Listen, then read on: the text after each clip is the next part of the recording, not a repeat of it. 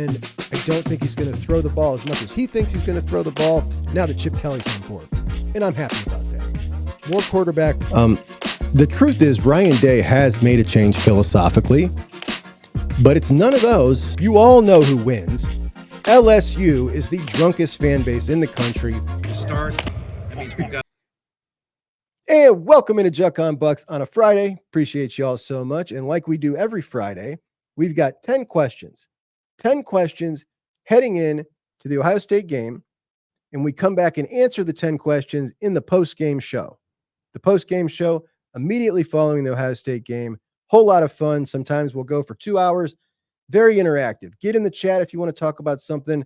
The second half of the show, the chat leads the whole discussion, sometimes even in the first half, depending on the outcome of the game or the mood of the host. It's just what happens sometimes. But I've got our 10 questions together for this game. Ohio State at Penn State, a top 5 matchup, an absolute banger. Unfortunately, the energy heading into this game from the Buckeye faithful, maybe even from the team, certainly from the coaching staff, felt off this week. Let's hope it's not a telltale of what's to come. I'm very confident in this game. I've got the Buckeyes winning 24-20. I understand that means I am picking the Buckeyes to execute and make a field goal, which Ron pointed out to me the other day. Ron will join me on the post-game show. Now, if he had pointed that out to me before I made the pick, I probably would have gone away from 24-20. But I do think that's about the score area in the low 20s, and that's about the range. Buckeyes by 4. However, I would not be surprised if Ohio State won this game by double digits. The confidence has grown every day for me.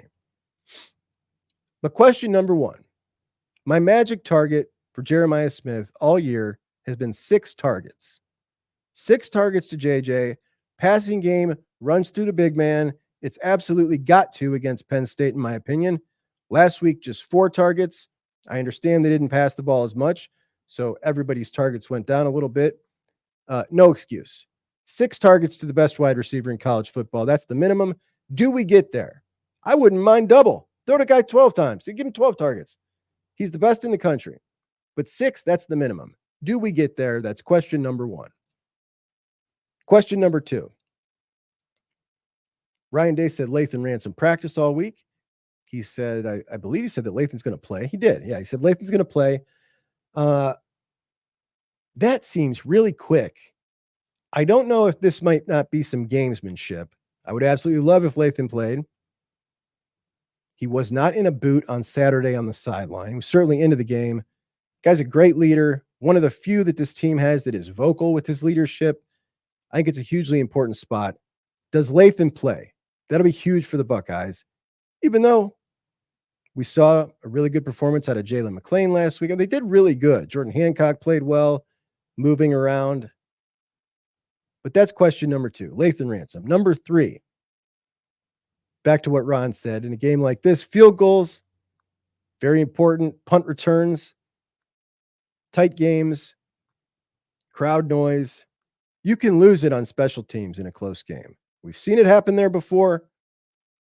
First time of the year, special teams, execution, lack of execution, do they make a difference in the game? That's question number 3. Question number 4, can the Buckeyes get pressure with the 4 down linemen? They've not done well with that. But last week in Nebraska, we saw them run a lot of stunts. We saw a lot of simulated pressure. Are we going to see the same kind of stuff we saw against Nebraska against Penn State? So often with this team, we've seen them do something, get excited about it, then revert back to the norm. Say they're going to do something, then not do it. Will we see this keep up? I sure hope so. Number 5, the most obvious question of the day, obviously. I think we know the answer, but who plays left tackle? I think it'll be Donovan. I think most of us think it'll be Donovan. I think it'll be Austin Saravat at left guard, Seth McLaughlin at center, Tegra Shabola at right guard, Josh Fry at right tackle. I'd be surprised if Luke Montgomery was playing in left guard, but it's a possibility. He was the first off the bench in Nebraska. Watching this thing's going to be pretty scary with this new offensive line. I believe Donovan Jackson rises to the occasion. He's experienced. He's smart. Doesn't have the perfect body for left tackle. Certainly going to get tested early and often. If you were a Penn State fan, that's exactly what you and I would want. Go after those guys. Make them beat you before you stop going after those guys. I got faith in Donovan, but that's the question. Which leads us into number 6, Tegra Shabala, Austin Sareveld, who both played a lousy game against Nebraska. In a game where you lost your left tackle, you replaced your left tackle, and then you lost him, and he was playing very lousy in his first ever start. You also had Austin and Tegra not playing so hot either. You need those two bad. Can they come and have a bounce back performance in a really wild environment? Can we trust them moving forward? Win or lose coming out of this game, my personal confidence with this team moving forward is really contingent on whether or not we don't need to see a perfect game out of this offensive line. We certainly won't. But do they give us enough to make us feel confident that we can compete with this offensive line against the best of the best? All right, Penn State is the best of the best, as in like they're a legit top 5-ish team, in my opinion. They're not the third best team in the country. But the Penn State defensive front, vastly different than the Georgia defensive front. So we need to see something to give us some confidence. And let's keep in mind, they're also going to get better as the season goes on and they continue to work together. But a lot contingent on this. Number 7, defensive depth play. And this is not something I even want to talk about today because it has been talked about so much throughout our circles and Buckeye Nation in general this week. It just seems redundant, but it is one of the questions. It's absolutely one of the questions because they talked about it to an obnoxious level. And this was the one singular message that they made clear throughout the offseason was the depth that they were going to play. And they clearly, in my opinion, made a mistake against Oregon, not playing that defensive depth. Guys were out of breath, couldn't even get in their stances at times. Then we didn't see it corrected at Nebraska. Do we see it corrected at Penn State? Again, not trying to get into this again, but it's a thing that just seems so easily correctable. You got TNT and K-Mac in the middle. I'd love to see K-Mac getting a whole lot more. 22 snaps is all he's played in the last 2 games. On the outside, you got 5 guys that command playing time, in my opinion, with Caden Curry, Kenyatta Jackson, and Mitchell Melton adding in and cutting into some of those snaps of Jack and JT. Edric Houston, Ryan Day has mentioned, potentially getting some more run. I'm all for it. Question number 8, another thing that they talked about repeatedly in the offseason, particularly Chip Kelly and Will Howard. Will Howard in the run game. Will Howard's a veteran. He excels at the read option game. Chip felt the need at his press conference on Tuesday to explain the read option in general, which I thought was pretty funny. We're aware of how that works. We need to see this man carrying the ball more than he is in big games. He averaged 4 carries a game at Kansas State. 4 a game. Do you know how much he's averaged at Ohio State? 2.4. This is after Chip talked all spring, all preseason about how important of a part of the offense this was going to be. It's not been important at all till you needed it. But there are times throughout a game where you can go ahead and take advantage of that and go down and score a touchdown using it just like you did at the end of the game against Nebraska, where he busted off 2 crucial ones. And what Chip had to say sounded like a quote from Ryan Day, one that we've heard so many times over his career at Ohio State, which was just this tentative, I'm scared to get my quarterback hurt. You are now at a point in this season where it's all or nothing, man. All or nothing every week. And that kind of attitude will get you beat. You cannot play in fear. And again, last year, K-State, he averaged 4 carries a game, 2.5 at Ohio State so far. Do we see more against Penn State? And I guess 2.5 is now our number. Over under 2.5. Number 9, we saw an environment at Autzen Stadium affect the game in a bad way for the Buckeyes. They destroyed an entire possession. Ohio State had 2 false starts and I think an illegal formation, 3 penalties in one series. The crowd at Autzen took away a possession from Ohio State. With the changes in the clock, the changes in the rules, possessions are so limited now. That can be the difference in a game. So my question is, do the 100,000 strong at Penn State win a series defensively for Penn State? The Bucks cannot let that happen. Certainly a tough one with the offensive line change, but they can't let it happen. That's question number 9. And number 10, how are we feeling about this coaching staff coming out of this game? Confident level? Up, down? Where are we at? I think it is a hugely consequential game for this coaching staff as far as faith from the folks like us who are diehards who live and breathe Buckeye football. It's a big one for them, a big one. And it doesn't just mean wins or losses. It's about the decisions that are made. Are they doing what they told us they were going to do? Does the team look prepared? You come out, you play a great game, a valiant effort, and you lose a close game. That's going to feel way different to me than if we see some of the same mistakes over and over. So how are we feeling? Those are the 10 questions that we're going to talk about in the post-game show immediately after the Ohio State game. Join me. We'll have a good time. I will see you then. We got it set for 3:45, but 5 minutes after the game, we're coming live. All of us, we'll talk about it. Can't wait to see you.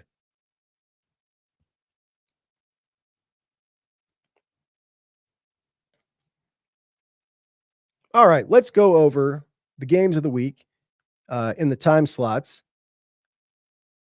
All right, let's go over our favorite games this week heading in, what we're going to watch in each time slot. But before we do, every week I like to go over the previous week's highest rated games.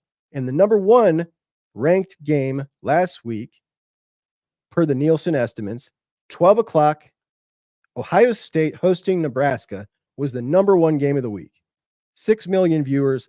And that, of course, is the product of 2 blue blood brands, one of them being Ohio State, Dylan Raiola, a very excited Nebraska crew, and a close game. Number 1. Number 2, Missouri and Alabama. That was in the 3:30 time slot. That drew 5.5 million.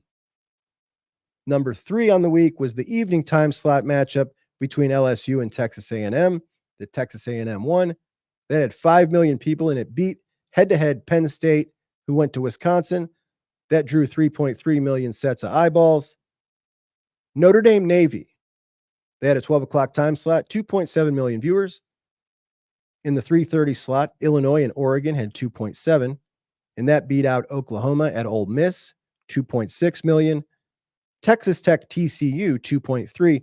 And in the 10:15 game, Colorado and Cincinnati, 2.3 million viewers. All right, let's get to our picks of the week. And in the 12 o'clock slot, leading off the day, we've got the biggest. Listen, the Buckeyes are going to go back-to-back for the biggest viewed game of the week. I love when that happens. You got Ohio State and Penn State. And follow our picks. We are now at 6 straight winning weeks. Can we make it 7 winning weeks? We play all the biggest games. We're up plus 14 units, 1 unit per game. And we can make all those plays with a 100% deposit bonus of up to $1,000 at mybookie.com with the promo code JUCK. I know you've got a book. You might have 2. Make it a 3rd and take advantage of the free money. It'll take you 10 minutes to pull $200 out of your current book, stick it over there, and make that $200 $400. And you have no risk at losing. Just go do it right now. Promo code JUCK. My bookie's got it all. You can bet any kind of bet you want. All your college football, all your NFL. They'll even give you a $10 casino chip. If you don't like casinos like me, put it on number 7. Let it spin on the roulette table. Maybe you can make that $100 you took over there 10,000. Who knows? I don't even know what those odds are. They're probably a lot. I don't do casinos. I do sports betting. My bookie promo code Juck. Anyway, 12 o'clock, Ohio State, Penn State. The Buckeyes were a 3.5-point favorite. Now that's moved to 3. Money flooding in on Penn State. We broke this game down 3 times this week. You know how I feel about it.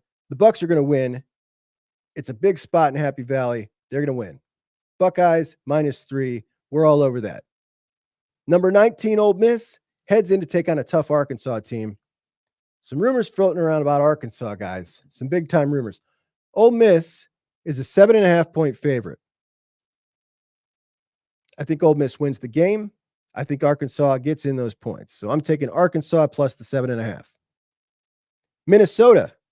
Minnesota heads into Champaign to take on number 24, Illinois. Minnesota is the 3-point favorite here. I'm taking Illinois. Give me that home dog all day. Also in the noon time slot, technically 12:45, Vanderbilt heads into Auburn, and Vandy's been good to us.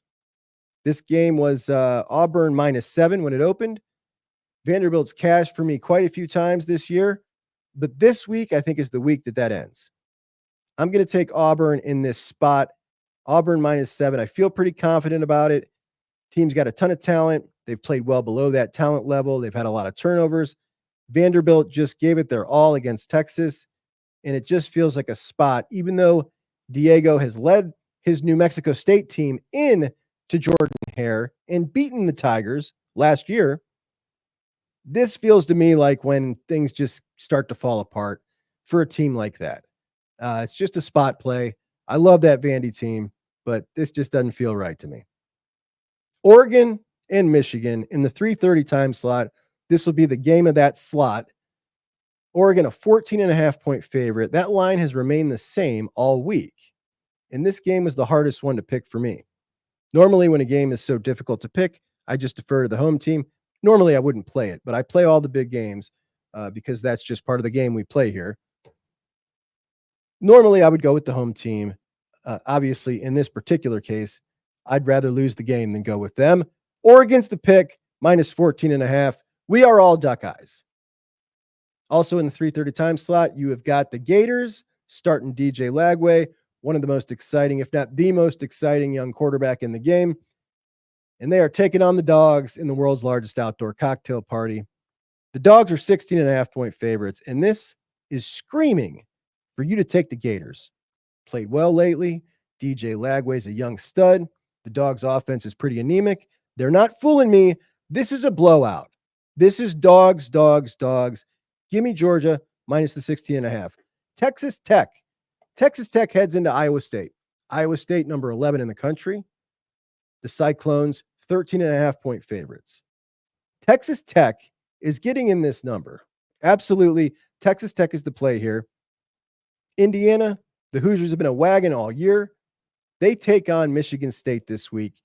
And Curtis Rourke expected to be back in the lineup. That's what Kurt Signetti said. Doesn't always make that true, but that's what he said. Even if he wasn't, I'm taking the Hoosiers here. 7.5-point favorites. Give me the Hoosiers.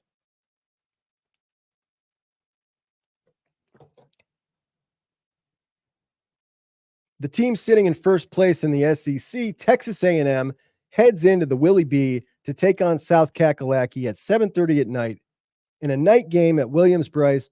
Very underrated environment. I absolutely love it. A&M a 3-point favorite. Now, they opened as a 2-point favorite because smart folks like me were saying, you guys are overvaluing South Carolina. This isn't a spot. Texas A&M going to win this game. And now it's -3. I would have gotten it at -2 earlier in the week, but I chose to wait till Friday to give you guys the picks. So now I got to go by -3. I'm still taking it. Texas A&M covers this thing at Kakalaki. Louisville and Clemson over at fake Death Valley, and Clemson is a 10-point favorite. Louisville has lost 3 games this year, but all of them just by 7 points. Clemson's been really hot. I do like Louisville to stay in that 10, though. I'm going Louisville plus the 10. And Wisconsin heads into Iowa City. Iowa, a 2-point favorite. Wisconsin just played Penn State really tough. I think that they bounce back, and this is my upset pick of the week. Wisconsin, for the second time this year, I think they're going to win outright as a road dog. They're going to go in, win this game, where this is our money line sprinkle here. Wisconsin to win in Iowa City. And in a Big Ten battle, USC heads up to Washington to take on the Huskies. USC a 2.5-point favorite, and I think Washington is going to win by 3. So I'm taking UW, of course. I don't bet against the Huskies in a night game at Husky Stadium, especially if it's a Husky team led by Jed Fish. Are you kidding me? Rivals Kentucky and Tennessee go at it this weekend. Tennessee, the 6.5-point favorite at home. They're wearing their black jerseys. They put out a promo this weekend for those black jerseys, or an edit. I don't know what you guys call it, the hype video, whatever it is. It was so cool. I absolutely loved it. Talked to Big Rock Hill. They're going down to check out that game at Tennessee. They're going to go down, and Tennessee's not going to cover for them. It's not going to be hugely festive. They will win the game. Kentucky's been an absolute mess, and Tennessee has owned Kentucky. But I just feel like this is a spot that Stoops is going to get his boys up, and I'm taking Kentucky plus the 16.5. And finally, the game of the week for nerds like us, as Pitt heads to Dallas to take on SMU. 2 undefeated teams in the ACC fighting for the opportunity to stay relevant in that race to Charlotte in the ACC championship game. SMU, a 7.5-point favorite. They got a slick quarterback. They won in overtime at Duke last week. They got a coach who I absolutely love, a young 40-year-old dude named Rhett Lashley. He was a quarterback at Arkansas. He's got all the juice and all the feel of this might be the next up-and-comer, the type of guy you would like to interview on your short list if you were to have a vacancy at a blue blood come open. That kind of feel, right? But Pitt, nasty defense. We saw what they did to Syracuse, and it wasn't just McCord's picks. It was the intensity they played with. It was scary. The energy. It makes me want to pick them here. It really does. But I think they got something going on special in Dallas. I think SMU will cover that 7.5. And that's a game I'm really looking forward to, which, again, something that I never thought I would. And that's thanks to the new playoff. So I certainly was wrong. Now, let's go over one more time. We've got Ohio State minus 3.5 to Penn State, Arkansas plus 7 hosting Ole Miss, Illinois plus 3 hosting Minnesota, Auburn minus 7 hosting Vandy, Oregon minus 14.5 at Michigan, Georgia minus 16.5 against Florida, Texas Tech plus 13.5 at Iowa State, Indiana minus 8 at Michigan State, Texas A&M minus 3 against South Carolina at South Carolina, Louisville plus 10 at Clemson, Wisconsin plus 3 at, Wisconsin straight up at Iowa, Washington plus 2.5 hosting USC, Kentucky plus 16.5 at Tennessee, and SMU minus 7.5 hosting Narduzzi and the Pitt Panthers in their so much improved Pitt uniforms, which I talked to Ron on the morning roast the other day, complimented those uniforms. He's a Pittsburgh guy, and he actually preferred the older, the ones that they just wore during the Fitzgerald era, the Vegas gold with the darker blue. I love these new Pitt uniforms. I think they're the old Pitt uniforms. I think they're beautiful. Absolutely love them. So that's what we got. Now we have got our 5 questions for the Buckeye fans. We've got our 10 questions for the Penn State Ohio State game. We've got our picks in, and that's it. That's the show. I appreciate you guys so much for joining me. As always, you're the most fantastic Juckeyes in the whole wide world. Can't wait to see you in the post-game show immediately after the game, or maybe 5 to 10 minutes after the game, depending on how it goes, so I can gather myself. Because, if things don't go well, I'm going to need to gather myself.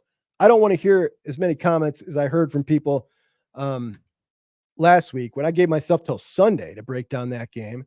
And man, I was on the morning roast, and Quinn, I don't know, he said I had a meltdown or something. I didn't feel like I had a meltdown. Then I was on with Chad today. Chad said something like that again too. I got to watch myself, man. I got to watch myself. Anyway, I will see you guys for the post-game show. Juckonbucks out. Hey, it's Juck. Juck. Who is Juck? Juckonbucks. Juckonbucks. Juckonbucks. Juck. Juck. Juckonbucks. My guy Juck. Juckonbucks. My buddy Juck. Juck is the Juck. It's Juckonbucks. Okay. Juck is junk. The Juck eyes. Juck eyes. Juckonbucks. Junk. Juck. Not junk. Juck.